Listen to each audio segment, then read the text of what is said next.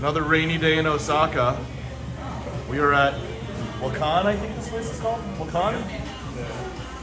Old school little izakaya spot. Got some Patreons! You might have seen him before. Got this guy, magic to 20 cents. Ooh, 20 cents. What are we eating? Bulgogi. Bulgogi. Yeah. We all ordered bulgogi. We all went halfway around the world to eat Korean food in a Japanese restaurant.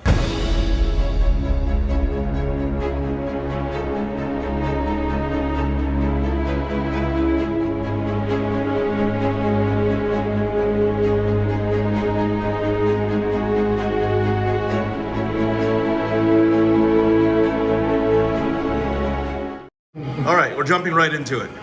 We've got Mr. Would you like to introduce yourself? Paul, Transient TCG. Transient TCG, that's right. And you wanted to give us your thoughts about being in Japan in general. Dude, Japan's sick, man. I spent 5 days in Tokyo prior to coming to Osaka. Spent a lot of time a decent amount of time in Shinjuku, a lot of time in Akihabara. Checked out Harajuku. Went to shrines. It was awesome, man. That's a lot of Japanese words. Yeah. Harajuku and shrines? Okay. Yeah. And Shinjuku and, okay. Akihabara. What did you like the most of all the stuff? Dude, I'm a you've done? nerd, so like spending time in the arcades, shopping for retro video games, picking up some stuff, still anime figure hunting as well. So I just nerded out, man. Okay. Great. If anybody else were to visit Tokyo, like, would you give them a step-by-step guide, like a list of what you gotta do? You gotta, like, what can't be missed in I think it's going to be subjective based off of the person and what their interests are. Of course. But like, if they're a nerd like me and they like, Japanese video games, I mean, definitely Akihabara. Okay. Checking out like, Hirose Entertainment, like the Big Taito arcade. And checking out what's now Bigo, which was originally the Sega Tower arcade. I spent a lot of time on, what was it, Floor 6, which is their retro arcade, where they have all the old arcade machines. Really? Yeah, sweet. Okay, let's get some feedback from this guy. You want to introduce yourself? Hey y'all, Eric, the Credo, and yeah. For me, Japan, man, I've been in Japan for about a week and a half plus. I've been traveling to Asia for about a month, and started in Tokyo. This whole month? Thank you. Yeah. I was in Taiwan beforehand. Taiwan for about 3.5 weeks, and then Wait, here hold in on. Japan. Who the hell gets to go to Asia? Who the hell gets to go on vacation for a whole month? What's the story behind that, man? I mean, I'm in between jobs right now, so I was just like, let's just do some cards for fun, travel, see Okay. Asia. So, Good yeah. for you. Good for you. Yeah. I'm just jealous because for me to take off a week, I don't know how, what type of work and logistics gymnastics I have to do just to get out for a week. So good for you. No, How are yeah. you? How did you like everything? Like so far, of all the places you visited, like including the other parts of Asia, how has it been for you? Yeah, I mean, first off, Taiwan. I was there for 3.5 weeks. I had a home base in Taipei. Taiwan represent. Let's go, Taiwan #1. And I think one of the cool things about Asia is that you can just public transport anywhere. So I went there to just visit the stores, do some business, and like play in armories. But I actually went to like 5 Pro Quests during that time. Wow. I did not get a PTI, unfortunately, but I top 8 once, so that was fun. And then after those time in Taiwan, I went to Tokyo. Highly recommend if you ever go to Tokyo, book 2 days up north in Tokyo. There's a place called Kusatsu. It's like an onsen area. You just go there, you book a hotel, and then you get to just experience the hot springs of Japan. It's like a really famous place. So highly recommend it. Onsen hot springs. Yeah, Onsen Hot Springs up north. Okay, I've heard Yeah. of that before. Yeah, it's a great place, yeah. 2 days. I don't know. As a geek guy, I don't know about taking 2 days of baths. I'm not sure. I would consider it like a meditation time. It was a time just away from everything. And then going back to Degen City. Degen City. For you, where's Degen City? I mean, Akihabara there's just so much nerd out stuff. I mean, for me, I'm more so just TCG focused anime, manga and stuff, but like Akihabara surprised me by how much was out there and all. I think that's our food, so. Okay, cool. It's got it. Yeah, so yeah, highly recommend if you're in Tokyo, try to be in Akihabara. Highly recommend staying in that area and like, yeah, make sure you have Google Translate and an eSIM for Wi-Fi. eSIM for Wi-Fi? What's an Yeah, that's just signing up for an electronic SIM card for your phone. It allows you to have eSIM. any phone. Okay, Yeah. So you gotta do that so that you can travel, translate, and all that stuff. Okay, Newson from LSS and I had similar issues. He had SIM card issues, and I hope Newson's figured it out, but he's going on without digital or Wi-Fi or anything, any voice communication. He's got to go on purely, whatever, connect hotel Wi-Fi or whatever that is to just log like, on. And his phone's just shot, so he was like, I wish I was on eSIM. So yeah, always be ready, always be prepared when you're traveling. And anything else about Japan? We're waiting for a certain, we got a certain magic to 20 cents, magic to a penny on deck. Yeah, I mean, final thoughts, I'd say definitely like, if you're able to fly in, make sure to get a Suica card, and I would recommend getting the 10-year one. You get like a month Suica card, which is only for tourists and such. If you're planning to travel often, might as well get like a 10-year Suica card, because whenever you put money into there, you save it. A 10-year Suica card? Yeah. What's the difference between a regular Suica card and a 10-year Suica card? Well, the regular Suica card is 10-year, but then there's a tourist Suica card, and you just put money into it. But if you run out, if you leave Japan by the time the Suica card expires, you don't keep the money in there. Okay. But if you revisit Japan, you can have it again. Understood. Yeah. Okay. We might need to edit this out, but some jack off is taking way too long seasoning his rice. For fuck's sake, man. All right, so hour five. What are these called? Bulgogis are here, but we gotta listen to this guy. He never has anything important to say anyway, but he's here. What about Japan? Honestly, dude, I love Japan. Like, the food is so cheap. The food's super high quality. The people here are, like, ridiculously friendly. Like, I honestly can't wait to go back to Japan, and we're probably going to buy property here at some point in the next decade once I can actually own property here. You've got real estate tips about Japan? So, honestly, like, if you look outside of, like, Tokyo and, like, the major city areas, like, property here is ridiculously cheap compared to the U.S., so you can pick up, like, full-sized homes for, like, 30, 40 grand U.S., and you're like within 20, 30 minutes of like Tokyo, Osaka, like these major cities. So it's like, if you don't mind driving a little bit, which in the US you're probably already driving, it's like the same shit for you. So like there's no difference. So what are you telling your viewers? That when they're in a country that's not as dominated by the influence of corrupt politicians and BlackRock, that a living wage will buy you a home? Is that what you're saying, sir? We don't speak of these things. All right, anyways, back to Japan. What's so great about Japan to you, man? Dude, honestly, it's just like I was saying earlier, like just how cheap the food is. The food quality is absolutely amazing. Like this was done in like 3 minutes and it was like $6 US. Like 900 yen. It's like 150 yen to the dollar. So it's like literally $6 US was like this whole meal.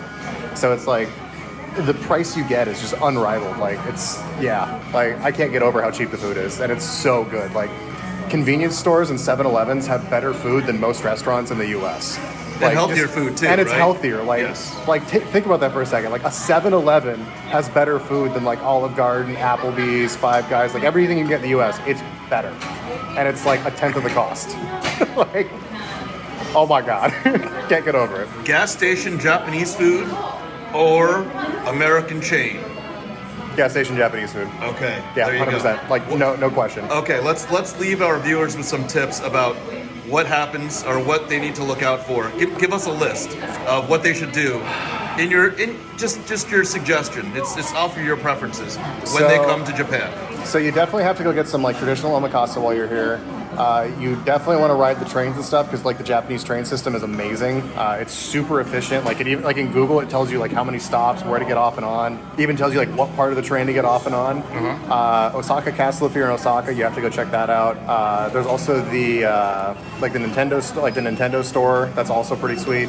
If you also like anime, isn't there a Nintendo World? There's a Nintendo World too, yeah. So like we're gonna try and go check that out. We have to go like for a lot of that stuff you have to enter like lotteries a month in advance. So do look into that. So if you are coming to Japan, find out if stuff that you're trying to go to requires a lottery to enter or not. if it does, make sure you're like actually up there ready to go and trying to get into those, because like those lotteries are really competitive. Also, if you like whiskey and stuff, Suntory has a distillery over here. It's like their primary headquarters is like in Is Japan. that the Hibiki manufacturer? Yep. And it's like 20-ish minutes away from like where we're at in Osaka. Those are super competitive to get into. I think we went after. We had 5 entries, and I had 3 accounts, and we entered multiple times and missed all of them. So we ended up having to go through a secondary tour site that was way more expensive. So like if you want to go actually to like the distillery and stuff, those are super hard to get into. So like 100% go though if you like good whiskey. So Okay. Hey, and also, pro tip: bring an umbrella because it hasn't stopped raining since we've gotten here. So yeah, that's it's raining ridiculous. more. It's raining more. Yeah, and we're gonna go enjoy our lunch. We'll be back in a little bit just to talk about Flesh and Blood at Worlds in Osaka. But let's eat first. All right, we're back. Plates are clean. Time to talk about Flesh and Blood in Japan. Yeah. How's Worlds for you so far, man? Well, first, before we talk about Worlds, man, I went around to a couple of different shops within Tokyo. Saw some pretty cool places. Went to Amenity Dream, went to Tokyo FaB, I think one other. And you'd be surprised. They've got a pretty good selection of singles, selections of products, obviously all the Japanese sealed stuff. And, you know, even during a weekday, you know, there'd be people popping in and playing just casual games, you know, a couple buddies going up the elevator and jamming some FaB games. So that was really great to see. At the event itself for Worlds, tons of vendors, tons of people. Side events are all juiced. Everything seems really well run. Overall, it's really well, you know. Speaking to like Japanese customer service, you know, I had an issue with my souvenir package, and they shorted me a card, and they said, yeah, no worries, and gave me the card and just moved me on my way. Really? Next question, yeah, they took care of me. So overall, great vibes at World, seeing a lot of friends, a lot of old friends, whether they're players, collectors, traders, and you know, hanging out with the bros, you know. Absolutely. And even right now, we're watching the Runaways and talking We are. about Noah Noah Bagelman. against Alexander Vore. Yeah. Awesome. Well. And anything else that you did at this Worlds, or anything that sticks out at this Worlds versus the other ones, or the other events that you've been at? You know, just being in a pretty good area. You know, there's like in the Intex, you know, there's a lot of different like food stalls and vendors. There's a lot of the Japanese hospitality just shines through. So, you know, every event's distinct. You know, we had Pro Tour LA at the beginning of the year, and that was very LA. And then we had Pro Tour Amsterdam, and Amsterdam was great, but in a different way. It just has a lot of the Japanese culture just shows through, and having a great time. Very nice. Let's go to this guy. Stir the pot. Stir the pot. Stir the pot shirt. Go. Did you get this at the LSS booth? Yeah, the merch booth. They actually sold out on the extra large, double extra large. I think it's the most popular shirt for everyone. So Yeah. Oh, really? yeah, so they don't have I think they still medium and smalls, at least at this time. But Worlds has been awesome. I think it's just really cool to see each and every single like country being like represented. I was watching the flag ceremony, and I think one thing that James said that really I think struck a chord with me also was being able to see like the flag of a given country. There's like a huge pride to it, and for me, I'm like USA. USA, yeah, but I don't know, it's cool just seeing like different like countries and like the people like cheering it on, cheering on for the different countries, and so I heard there were almost 50 countries represented, deep in the 40s at the very least. yeah, there was I remember it was just like a whole circle of each and every single flag surrounding where the people were going to play Worlds at, so that was really beautiful to see.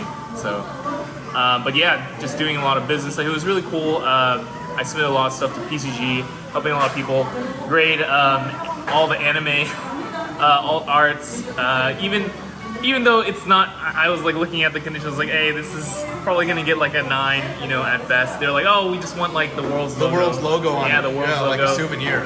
Yeah, so I was like, sure, like if you really want it. So, and then also just like as you're grading stuff, you hear people like screaming after the alt art Ira Marvel was revealed. That was crazy to hear. Oh, the year 5 pack, right? Yeah, the 50th anniversary pack. So that was something that was really cool. So, but yeah, it's been really awesome.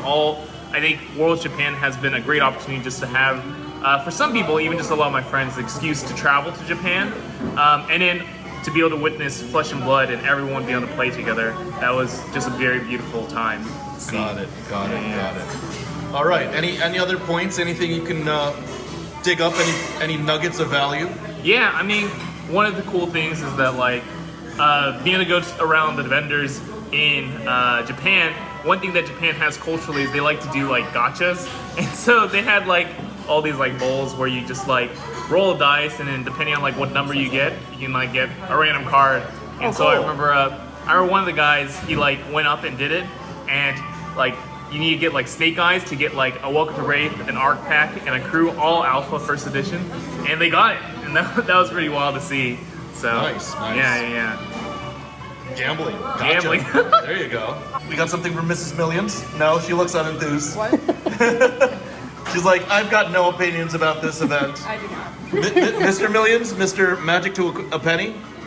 Well, I did pick up something very spicy, but I can't reveal it yet because it's gonna go in the video finally. Yeah, so you can have your 32 viewers actually tune in. Hey, it's at least 69, my friend.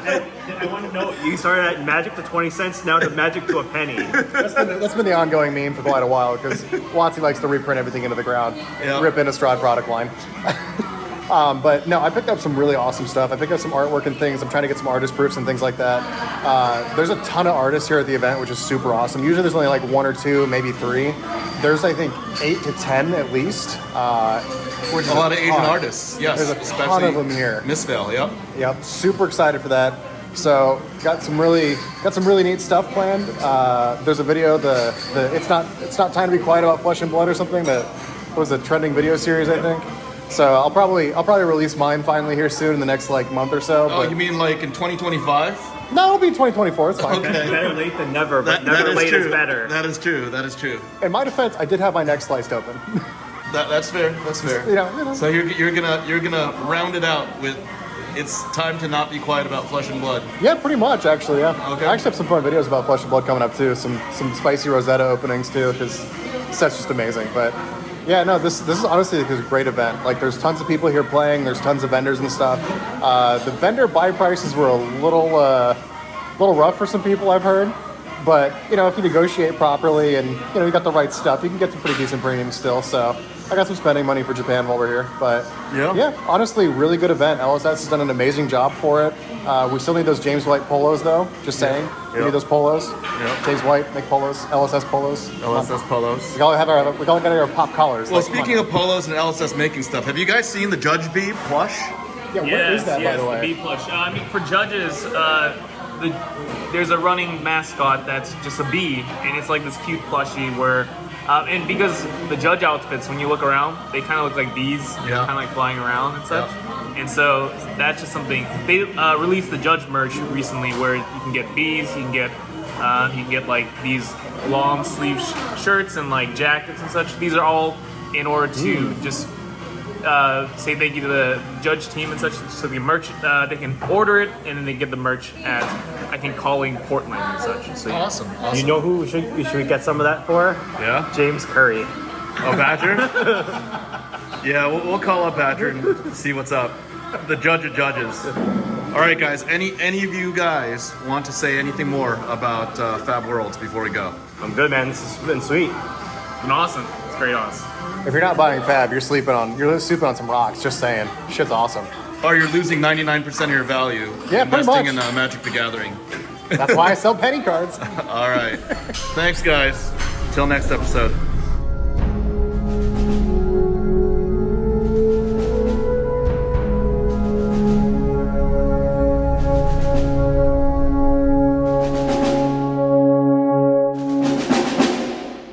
All right.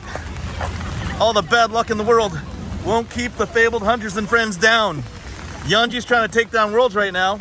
We are trying to visit right behind this tree. This is Osaka Castle. We're gonna do it. We're gonna do it. What up? Won't stop raining. Can't stop, won't stop. But it's not gonna keep us back. We've got this. Right, guys? I say, Oh, there it is.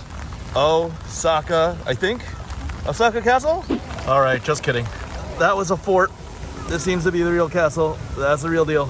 Big castle. Nice gold etchings. And they built this contemporary place filled with stores to take your money. There you go. Capitalism. Hashtag consumerism. Let's go. Okay, this is it. Magic to 10 yen. we have to say what you're talking about.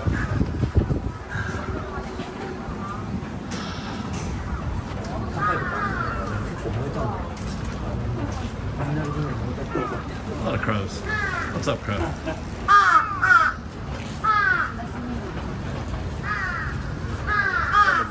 All right. That was worth it. Trekking that your floors. Let's go.